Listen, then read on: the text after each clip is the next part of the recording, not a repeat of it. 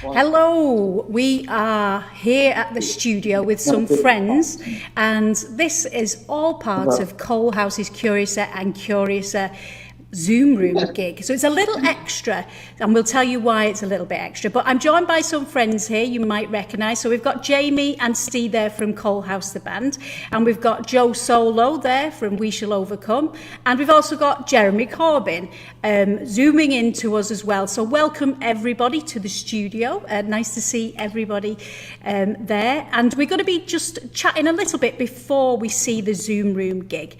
So first of all, I wanted to come to Joe and just say, can you tell everybody a little bit about the gig that's coming up after this Coalhouse gig? It'd be really good to tell about the We Shall Overcome, just a little bit of background for people on why we're here and why we're kind of all together. Okie dokie. Well, after Jamie's Coalhouse gig, if you join the Joe Solo Live from Shed Group, I'll be performing a set of songs about Hull in the Blitz, because it's the 80th anniversary tonight of the worst Knights of Hull's bombing, and I've got some family history in there, a good bit of social history in there, and a good quality message coming through. It just happens to coincide with the 6th anniversary of We Shall Overcome. 6 years ago, the day after the 2015 general election, we set up an artist's response to what we knew was about to happen, that is state issue poverty in the form of austerity. We have since then run more than 1,100 events up and down the UK. We've raised somewhere in the region of £625,000 worth of food, cash, clothing, bedding, furniture, electrical goods, toiletries, all of which went direct to the front lines in the town, which raised it to food banks, soup kitchens, homeless outreach, refugee support, community support, and domestic violence units. We've done all that, organising a whole bunch of different events, and all that started in the Studio Widnes, hence the link up. With our fabulous friend who is no longer with us, Steve Goodall, who we all miss and love dearly still. And he is bringing us together, obviously, to carry on with that, and I'm sure inspiring you to carry on with We Shall Overcome as well, with everything you do. And thank you for the funds that you sent us from the T-shirts that you raised money from, with Steve's picture and quote on. So we really appreciate that. And they've gone to a really good cause with some children with free school meals, art packs and support over the Easter holidays. So thank you so much. So yeah, thank you. Everybody, tune in to Joe's show after at 9 o'clock. Jamie, I'm just going to come to you now. Obviously, the connection with the studio and Steve and Joe and yourself, but why are we here tonight? Weren't we supposed to be here last week? What happened? Yeah, well, with the boycott of social media last week, we chose as the band, and I did speak to Jeremy and said we were going to cancel it last week because we wanted the solidarity, as we always will.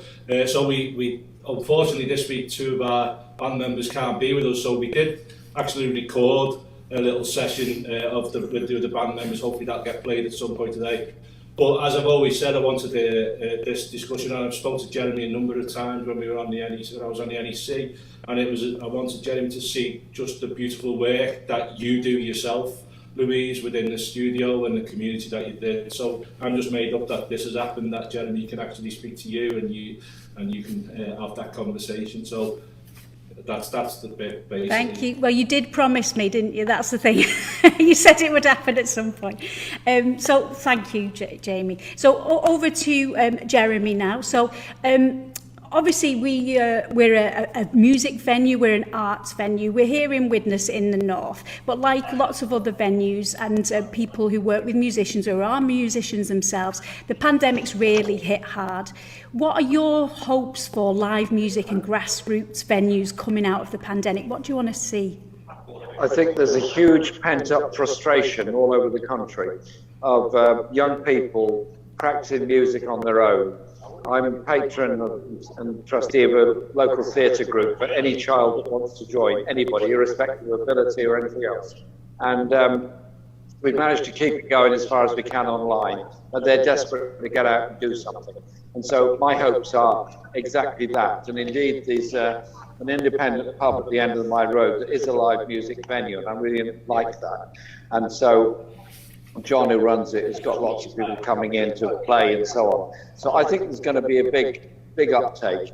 But I do think we've got to make sure there are far more live music venues, and we've got to pressurise the local authorities to include planning conditions on retention of live music venues, particularly in pubs, but not always in licensed premises. I think that's very, very important. And also make music part of the general curriculum in schools. And one thing that I was very proud to include in both of our manifestos was a pupil arts premium, so that there would be ring-fence money for every child to learn a musical instrument. I don't mind what the instrument is, it doesn't matter. The ability to learn something about music. And because it is a form of expression and the language that people use towards each other, and it's actually a great unifier. I mean, I'm not personally very musical, but I love music. I mean, I love all kinds of music. Fabulous. Pop, folk, classic, a lot. I have it on all the time at home. So I just find fascinating what people write and the circumstances under which they write it. There's poetry in music, you know.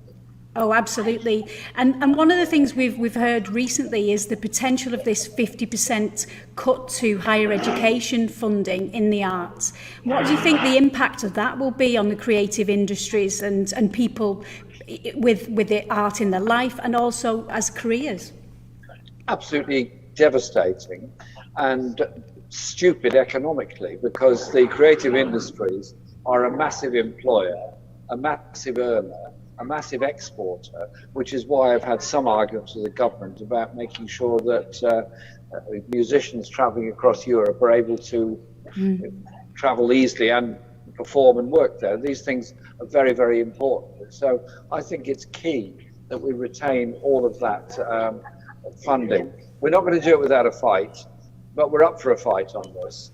And I don't think it should be seen as an either or. You're fighting for jobs, fighting for an industry, fighting for housing. You're also fighting for creative industries, because life is bread, but it's also roses. Absolutely. And we here at the studio are kind of keen to make sure that any barriers to the arts are removed. That's the whole ethos of the charity that runs the studio, which is called Loose. And one of the things we're concerned is that people don't seem to think, we're kind of heading back to the days when people didn't think that art was something that you could have in your life every day.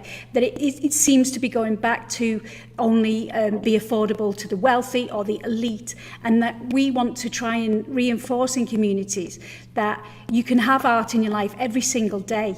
You know, how come Britain is sort of going that way? It's very different to other European countries where, art is kind of supported more and subsidised more.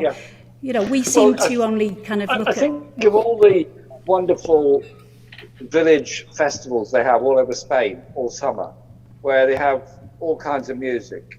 They have gypsy music, they have all kinds of different music going into different villages and towns. Ireland has a fantastic tradition of festivals, mainly literary festivals, in various towns all summer. And this country has always had hang-ups about music, hang-ups about protecting classical music and seeing it as some kind of elite. An unbelievable level of snobbery towards popular music. But it's not recent, any of this. This goes back a long way. We're told that the music of the 17th and 18th century was essentially small groups of musicians playing at dinner parties for the very wealthy. I'm sure that happened, but it's complete nonsense. The real music then was the folk music of the time, the itinerant singers that went from town to town, the travellers, the gypsies that entertained people as they travelled from town to town. And it was brave people that tried to collect that whole history of folk music. And I think that Billy Bragg has done a great job in sort of popularising the understanding of what popular music is about. And I think we're back into all of that now, where we have an elitist idea that we will subsidise and fund the great orchestras. Nothing against the great orchestras, absolutely not. They are brilliant to watch and brilliant to listen to.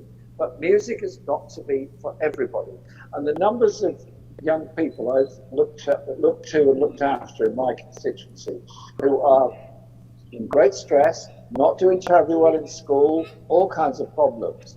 Yet music is their life and they love it. Now, if there's more music in the schools, their actually concentration on everything else becomes better. It's including people. Absolutely. Well, we've only got a short time tonight, and we do appreciate you being with us. And we're going to then look at Coalhouse and the Curiouser and Curiouser gig that you actually introduced one of the songs for, don't you? Oh, can I just say a word on that and thank Jamie for being a fantastic friend over a lot of years, a real comrade when I was up against it a few times. I'm usually up against something or other, but that's okay. But Jamie was always there, 1,000% support. Jamie, thanks very much. And thank you for all that you do. And I've got my project, the Project of Justice and Peace, going very well. 40,000 people signed up to it. And we're working with Ian Byrne on the Right to Food campaign and all that. So I'll be in Liverpool very soon, supporting him and supporting those campaigns. Hope we can all catch up. Brilliant. Well, you're welcome here at the studio when you come. It's not too far from Liverpool, so thank you for joining us. We're just going to go to Steve there now just to tell us a little bit about a charity that the albums are going to be raising money for. I just want to point people towards the guideliverpool.com. It's for my little cousin who's Alfie and he's got leukemia, and I just want to point people towards there and just our albums, that anything that gets sold in the future or anything now, we're going to try and put into his coffers. It's to raise money to try and get him to the Disneyland in America. So it's something close to me, you know what I mean? I just wanted to plug it while Jeremy's here, and we can go worldwide if Jeremy's on. Yeah. I just want to get people coming on. Go for it. Exactly. I'm just using Jeremy really. Oh, thanks, Sorry, Steve. Jeremy. That's brilliant. But thank you to Jeremy, to Joe, to Jamie and to Steve for joining us tonight. And the money that is raised through you donating will come to the studio and allow us to do a live gig when we come back, which will probably be July, and I'm calling it Julive. So if you want to give some funds tonight while we're watching the Coalhouse Zoom Room gig, they'll come to the studio and we'll put that into live events. And if you want to pay for the album, both of them that are on Apple Music, the money will go to the charity for Alfie. So thank you everybody for joining us. Great to see you all and to meet you, Jeremy, and good luck with the Peace and Justice Project, and good luck with your gig tonight, Joe. And we want to sit back and enjoy now Curiouser and Curiouser. Thank you.